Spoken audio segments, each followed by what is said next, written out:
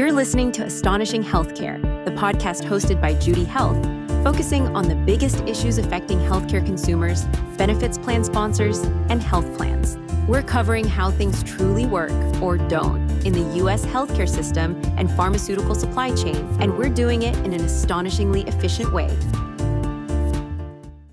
Hello, and thank you for joining us for another episode of the Astonishing Healthcare Podcast. This is Justin Venneri, your host and Senior Director of Communications at Judy Health. And I think we've got an audio treat accompanied by some visual treats in the show notes for you today. Andrew Tsang is with me in the studio. His LinkedIn post caught my eye recently, and so I figured we should have him on the show to explain some stuff that we talk about all the time. That includes where the money goes for care in this country and winners and losers. Andrew, thanks for joining us today.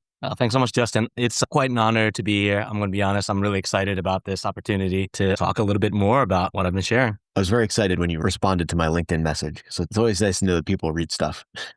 Well, it was good. It wasn't just the, hey, I saw your interesting background. Like, yeah, send me your resume, please. Right? It was like pretty cool. You sent with fun emojis. So I was into that, Justin. So tell us a bit about your background and what you do for a living, and then we'll get to what caught my eye online and some of the data and observations that I think everybody's going to love. Yeah. So Andrew Tsang, a management consultant and technology consultant. I've worked for about 15 years across hospitals, health systems, insurance, and health plans, even done a little bit of pharma work like manufacturing, gowned up and got into the lab there. Most recently, started to touch a little bit of policy, which has kind of given me, I think, a really good breadth across the spectrum of healthcare. It's given me, from my perspective, this really neutral observer status. I feel like I'm kind of like Switzerland a little bit, and I don't really take any sides to it, but I see kind of like across the board what the dysfunction is, and wanted to share my thoughts on that. Yeah, and I think you started a Substack too recently, Health as Other People. Yeah, I'm particularly proud of that. It's just a place for me, I feel, to start sharing my observations and perspectives. Wanted to put out some objective analysis as well as my subjective experience. I think there's a lot of room in healthcare to create entertaining and informative content that really helps people untangle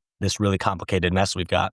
Agreed. And, unfortunately, we hear and see that a lot these days. It's messy out there. Part of the reason we're here is the system tends to reward companies that can take advantage of opacity, healthcare consumers, ignorance, and some of that messiness. So your post on the layers of spending, I shared that with my team instantly. That visual is amazing. We'll put that in the show notes along with a link to your Substack. I think we have a new one for you that you're working on right now. So maybe just focusing on that first one. How did you come up with that concept and that sort of flow chart of where if you spend $100, how does that go toward the member's care? And then I have a few follow-up questions for you, but start there. Yeah, for sure. Well, I'll start by saying the flow of money in healthcare is just so complicated. I found a lot of success on LinkedIn, honestly, and I'm at heart a data and visualizations guy. I really like these Sankey diagrams that they call that show the flow of things across different stages. Some of them have done really successfully in my neck of the woods. I'm going to trademark the Sankey charts there. But anyways, so I keep seeing questions on, hey, where does our money go? Right? Like what happens there? And it's not really a good answer. So I built that flow chart specifically thinking about commercial plans and what's involved in insurance and administering commercial claims. So I built that flow chart of looking at things like, your employee contribution plus your employer contribution, and where does that actually go? So that flow chart started tracking every dollar from premiums all the way down through the administrative layers to actual care. And,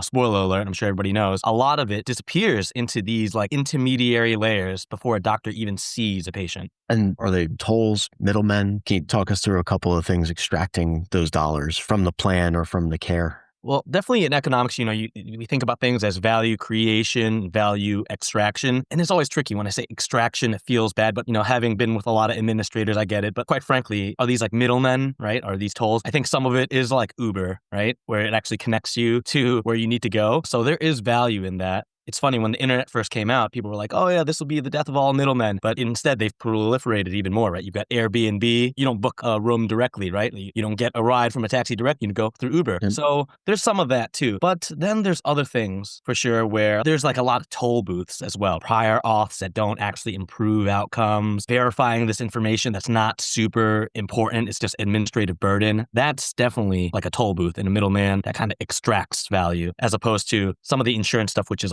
risk pooling. And, there's some value to that. Did you take a look at what the major sources of potential waste in that spending breakdown or the friction? You did break down where every dollar goes, which is great. We always tell plan sponsors to get their data, get their actual contracts, review and analyze everything, and use that info. So where do you think plan sponsors could look for savings, in your opinion?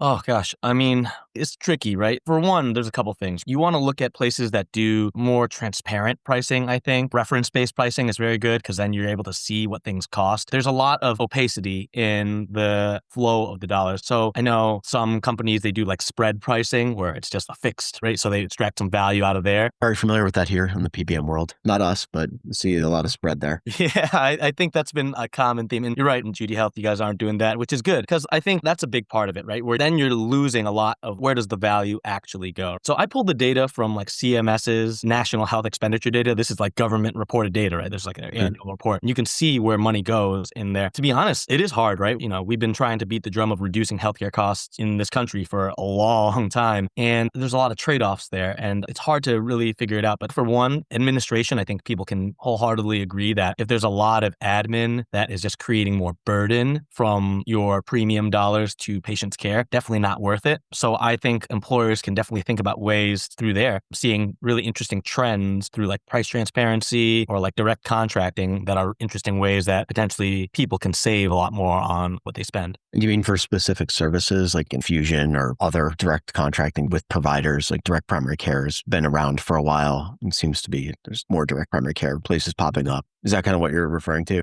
Yeah, I think some interesting models through there. I think right now, as employers need to manage their benefits and their annual spend on that, they're going to need to think about creative ways to provide the services to their employees that are really going to be most valuable. And whether that's going to be, cohort specific services or they're going to have specific, new models of care, right? Heck, I've heard people, if you're a large enough employer, just talk to your local health system, right? See if you can negotiate like a contract that way. I'm sure people have been exploring those options too, but it's hard. There's a lot of stickiness and momentum that needs to be created before we can go down that route. Okay. Do you think there's anything that could help reduce the layers? I think when people see the chart, if they haven't seen the chart already, but wow, there's a lot of places where dollars are siphoned off or allocated to wasteful things or to useful things between the premium dollar and the actual care that they're receiving. So I'm not going to get up on a soapbox and yell about unified claims, but it's interesting to see how many stops there are for money. Do you see the potential for something like unified claims to help? Maybe leading the witness here, but definitely I think unified claims could definitely help. I think what was interesting about the visualization, and you guys should check it out if you're just listening to this, you can see like the split and you see that medical, dental, vision, pharmacy, they all speak different languages and that creates a lot of translation overhead. But honestly, here's the catch though. Every layer can point to like the value of what they add, right? And, some of it is real, but, cutting layers, means changing the incentives. And it's way harder than just saying, okay, we need less admin and bureaucracy. There is some tough decisions we need to make collectively in this healthcare system. And we often say to follow the dollar. And sorry for leading the witness on that last question. I try not to do that.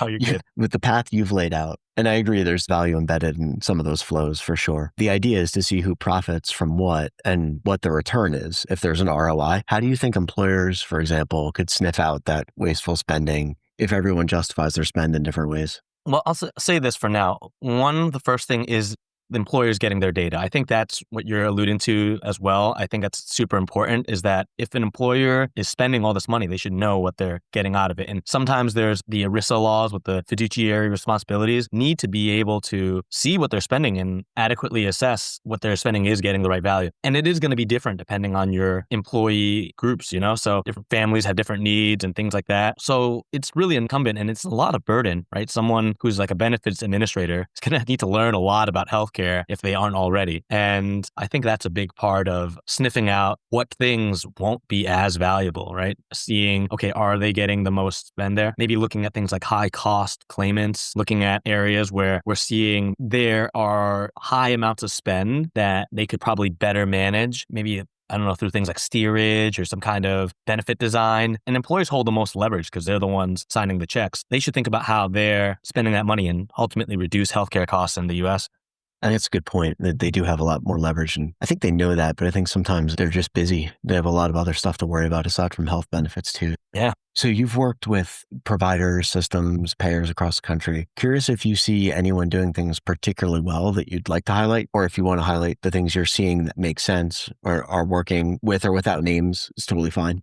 For one, and this goes back to my ethos of that, healthcare, when it first developed, it was all very like siloed, like things kind of just converged into this system that we call US healthcare. So it's really important to see systems that are really thinking more holistically, maybe with a lot more breadth across populations or across the stack in terms of delivering care and the healthcare finance of it. Seeing a lot of different places. And, I'll just name names. Kaiser Permanente, I think they do a lot where it's physician-led, it's integrated because you're having provider and payer incentives under one roof. So you eliminate a lot of that friction that we're talking about through all the different layers. I'm also seeing different models too, like direct primary care, which we kind of mentioned a little bit earlier. I think it's a great model because it's removing things like billing complexity across primary care, and that's appealing, right? So doctors can actually practice medicine instead of just, managing this whole idea of revenue cycle. Makes sense. Your Substack and another LinkedIn post of yours. Talk to me a little bit about this 5-way framework or seesaw that you've created. I think this is one of the treats we're sharing today.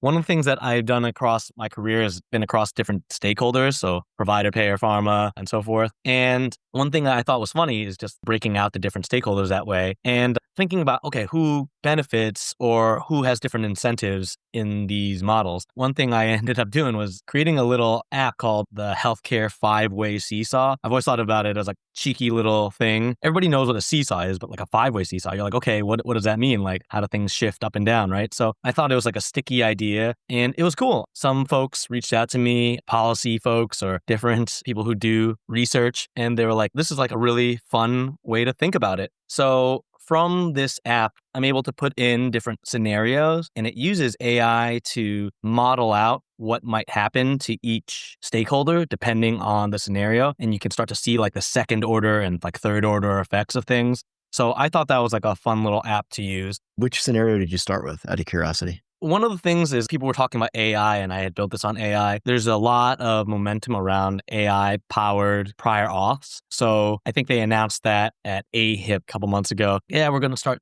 doing the majority of our prior auths using AI. And it's funny, so I punched that in and it's kind of surprising because most people, especially patients and consumers, really don't like the idea of prior auths. And more importantly, providers really hate it. So what would happen if they implemented an AI-powered prior auth and hopefully speed things up? And how that balance shift or how the seesaws tilt on that one?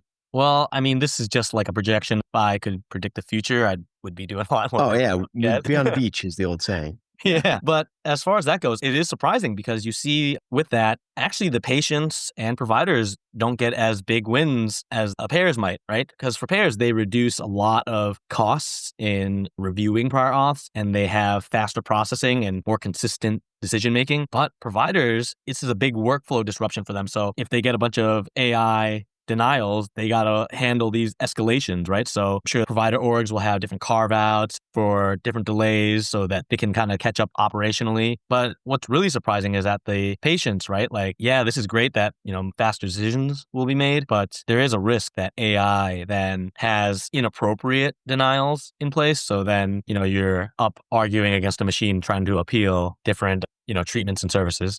Oh, it's fascinating. So the model is basically saying, be careful what you wish for. Oh, yeah. I mean, that's the thing about healthcare. We've got a lot of great intentions on how to do it. It's really hard to think about the practical trade-offs. Got it. I think I saw another one. It was a big tech healthcare platform entry and the disruption that would cause winners and losers. How'd that one shake out? Yeah, I mean, realistically, we haven't seen that yet. Like we've seen Amazon try to enter healthcare, Apple, right? Maybe CVS. If they build like a big primary care outpatient system, it would be surprising to see who would benefit or lose on this. Well, for one, traditional practices would lose a lot of market share. So probably a big revenue decline there from independent physician groups or, even major health systems because big tech has a lot of scale that some other places just can't compete with. Payers too, they lose to some of the new players for sure because their networks are now degraded and they may not necessarily be able to reap the benefits of the new efficiencies from like these major players. Very cool. Well, we'll put the link to this new healthcare 5-way seesaw in the show notes and people can play with that. So Andrew, thank you so much for spending your time with us today, sharing your insights. Last question for you. And I ask everybody, given our discussion today, I'm sure you've seen a lot given your work and experience across the industry and the content you're producing and the people you're talking to. What's the most astonishing, interesting, or surprising thing that you've found? And obviously keep your compliance hat on, please. Tell us a good, safe to share story to send us off here. I think what is been really fascinating to me is how hospitals work, because I've been spending most of my time there in my career. But some people don't really fully appreciate is what loses money in a hospital, right? And that was something that resonated when I posted it online. A lot of clinicians and executives were like, thank you for articulating this, because you don't realize that the stuff that's core to a hospital, like saving people's lives, is the one thing that actually loses money. So, respiratory care and pulmonology, sepsis treatment in critical care, right, in ICUs, these things that literally keep people alive are often the services that lose money for hospitals. And, for the most part, people know that cross-subsidization exists. High margin things pay for low margin things. We see this in other economies as well, right? Costco doesn't make money on hot dogs and chickens. They, make money on memberships. But in healthcare, it's a lot harder when your loss leaders are, based on saving someone's life. So if we're trying to make things more cost efficient in healthcare, you have to come to a real decision that keeping an ICU open and knowing that it loses money makes it really difficult to make business decisions on it. So I think we have to come to a reckoning. And I thought that was something that was really interesting to me. And a lot of people have shared, expressing one of the core tensions that we have in trying to make a healthcare a better place. Yeah, that is a really interesting thing to keep in mind about the hospital setting. So Andrew, before we go, how can people get in touch with you if they'd like to learn more? I know we will link your Substack and everything, but do you prefer LinkedIn or some other way to reach out, subscribe, etc.? Yeah, and thank you so much for sharing that. People can find me on LinkedIn at Andrew Tsang, Tsang1219. And then I've also set up my domain now, so you can reach me at andrew@healthisotherpeople.com. And you can find me on Substack there, where I'll try to produce some more of my writing. Awesome. Well, I hope you have a great rest of your day, and I look forward to staying in touch. Thanks so much, Justin. It was great being here. Thank you for listening to Astonishing Healthcare. Head over to judy.health and visit the Insights section for show notes and other relevant content. If you like this episode, be sure to subscribe so you don't miss the next one. And definitely share the link to this show with your network. Have a great rest of your day.